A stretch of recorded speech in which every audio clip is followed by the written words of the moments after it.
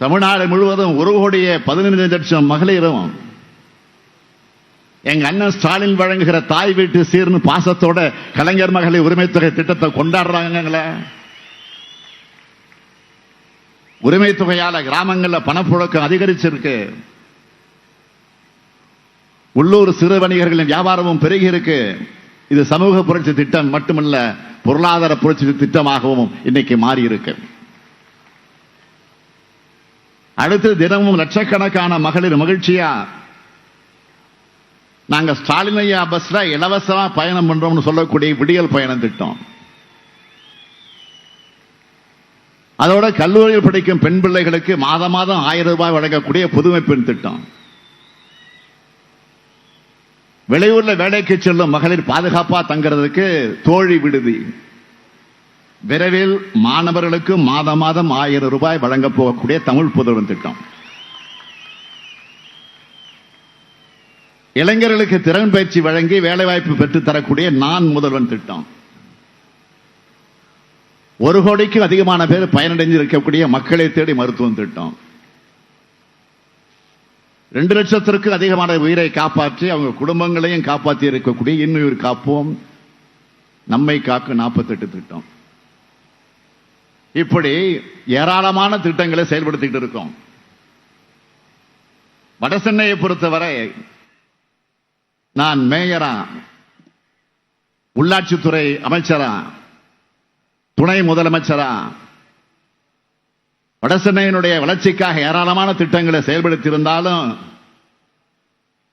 இப்ப முதலமைச்சரானதும் குறிப்பா வடசென்னை வளர்ச்சி திட்டங்கிற பேர்ல 4189 கோடி ரூபாயில 11 அரசு துறைகளோட திட்டங்களை இங்க இருக்கக்கூடிய அமைச்சர் சேகர்பாபு தலைமையில் நடந்த நிகழ்ச்சியில சமீபத்தில் தானே தொடங்கி வச்சோம். இப்படி நாம ஒரு பக்கம் சாமானிய ஏழை நடுத்தர குடும்பங்களுக்காக பார்த்து பார்த்து பல திட்டங்களை ஆட்சிக்கு வந்த அடுத்த நொடியிலிருந்து நிறைவேற்றிட்டு இருந்தா, இன்னொரு பக்கம் அவங்களை நடுத்தரில் நிக்க வைக்கிற திட்டங்களையும் சட்டங்களையும் ஒன்றிய பாஜக அரசு அடுத்தடுத்து கொண்டு வராங்க. மிடில் கிளாஸ் மக்கள் எவ்வளவு கஷ்டப்படுறாங்க. ஹோட்டல்ல இருந்து 2 வீலர் வாகனத்தை பழுது பார்க்கறதுக்கு வர எல்லாத்துக்கும் ஜிஎஸ்டி. பில்ல வாங்கி பார்த்தா கூடுதலா ஒரு தொகை இருக்கும், அது ஜிஎஸ்டி தொகை. அதை பார்த்துட்டு மக்கள் என்ன கேட்கிறாங்க? கார்பரேட்டுகளுக்கு 1 லட்சம் கோடி ரூபாய் ஒரே கையெழுத்தில் தள்ளுபடி பண்றாங்க. ஆனா எங்க மேல கொஞ்சம் கூட கருணை கிடையாதான்னு புலம்புறாங்க. இப்படி மக்கள் சொல்றாங்கன்னு மீடியாவில் நிதியமைச்சர் அம்மா நிர்மலா சீதாராமன் அவங்கள்ட்ட கேட்டா, அந்த அம்மா என்ன சொல்றாங்க தெரியுமா? ஹோட்டல் ஏன் சாப்பிடுறாங்க, வீட்டிலே சாப்பிட வேண்டியது தானே, ஜிஎஸ்டி எதுவும் இல்லையேன்னு திமிரா பதில் சொல்றாங்க. போற போக்க பார்த்தா மக்கள் இப்பெல்லாம் நிறைய செல்ஃபி எடுத்துக்கிறாங்க. இனிமே செல்ஃபி எடுக்க இவங்க ஜிஎஸ்டி போட்டாலும் போடுவாங்க.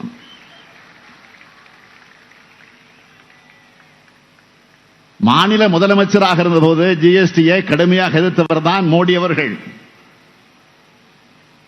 இதை அமல்படுத்துறது சாத்தியமே இல்லை, என் பிணத்தின் மீது தான் ஜிஎஸ்டியை அமல்படுத்த முடியும்னு கர்ஜித்தாரு.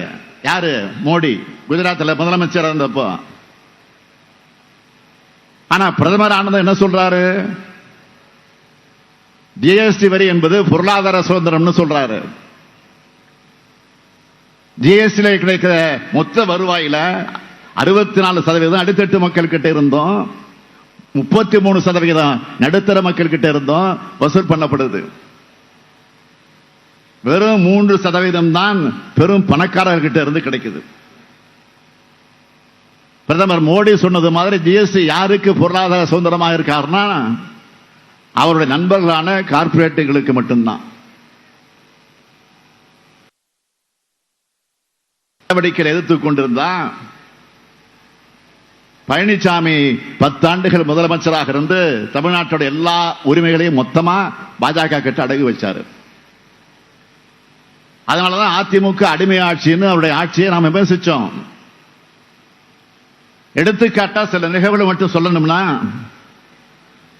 சிறுபான்மையினருக்கு எதிரான சிஏ சட்டத்தை ஆதரிச்சு ஓட்டு போட்டது அதிமுக.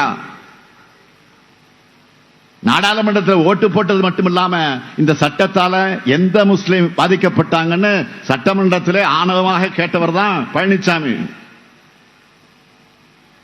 அது மட்டுமல்ல, இதே வட சென்னையில குடியுரிமை திருத்த சட்டத்துக்கு எதிராக போராட்டம் நடத்தின நான் உட்பட மரியாதைக்குரிய ப. சிதம்பரம், தோழர் பாலகிருஷ்ணன், சகோதரர் திருமாவளவன், பேராசிரியர் ஜவஹர்குல்லா, தம்பி உதயநிதினு 8000 பேர் மேல எஃப்ஐஆர் போட்டதுதான் பழனிசாமி ஆட்சி.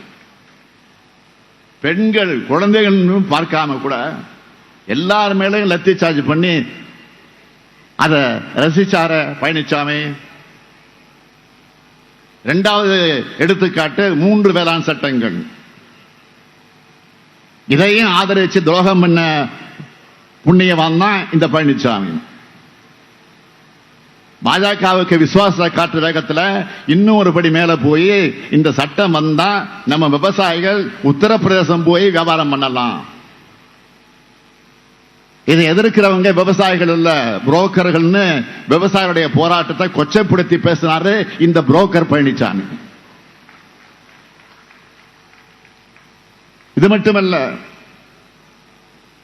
ஐயன் திருவள்ளுவர், தந்தை பெரியார், அண்ணல் அம்பேத்கர்னு தமிழ்நாடு பெரிதும் மதித்து போற்று ஆளுமைகள் மேல பாஜக காவி சாயம் பூசினதை கைகட்டி வாய்ப்புத்தி வேடிக்கை பார்த்தார். இவ்வளவு தன்னுடைய சொந்த கட்சி தலைவர் எம்ஜிஆர் அவர்களுக்கு பாஜக காவி சாயம் பூசினதையே கண்டுக்காம இருந்தவர் தான் பழனிசாமி. அவர் தான் இந்த தேர்தலில் பாஜகவோட உத்தரவுப்படி பி டீமா நிற்கிறார். இது கூட அவருடைய சொந்த முடிவில்லை, பாஜக எழுதி கொடுத்த ஸ்கிரிப்ட்.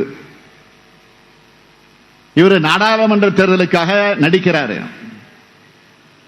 பழனிசாமி வேஷம் எல்லாம் மக்கள் கிட்ட எப்பவுமே எடுபட போவதில்லை. இந்த தேர்தலில் இந்தியா கூட்டணியை வெற்றி பெற வைக்க இந்தியா முழுக்க எல்லா மாநில மக்களும் தயாராகிட்டாங்க.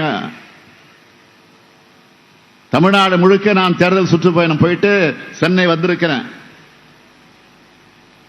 ஒவ்வொரு ஊர்லயும் பொதுமக்கள், இளைஞர்கள், குறிப்பா பெண்கள் தர ஆதரவு பிரமிக்க வைக்குது. சென்னையும் திருவள்ளூரையும் 10 ஆண்டு கால ஆட்சியில பாஜக அதிமுகவும் முழுசா புறக்கணிச்சாங்க.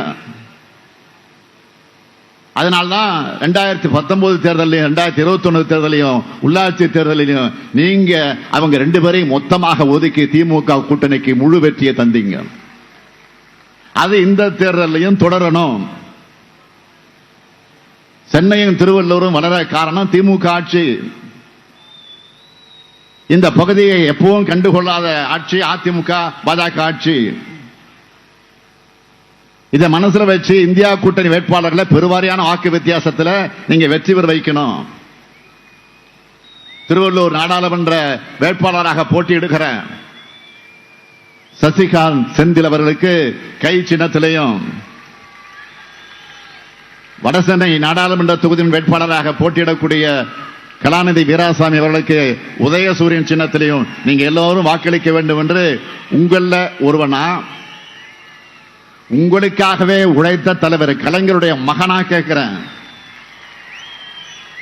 நீங்க அளிக்கிற வாக்கு இந்தியாவை காக்கட்டும், தமிழ்நாட்டை காக்கட்டும், நம் எதிர்கால தலைமுறையை காக்கட்டும், பாசிசத்தை வீழ்த்த இந்தியாவை காக்க உங்கள் ஸ்டாலின் அழைக்கிறேன். 40 நமதே, நாடும் நமதே.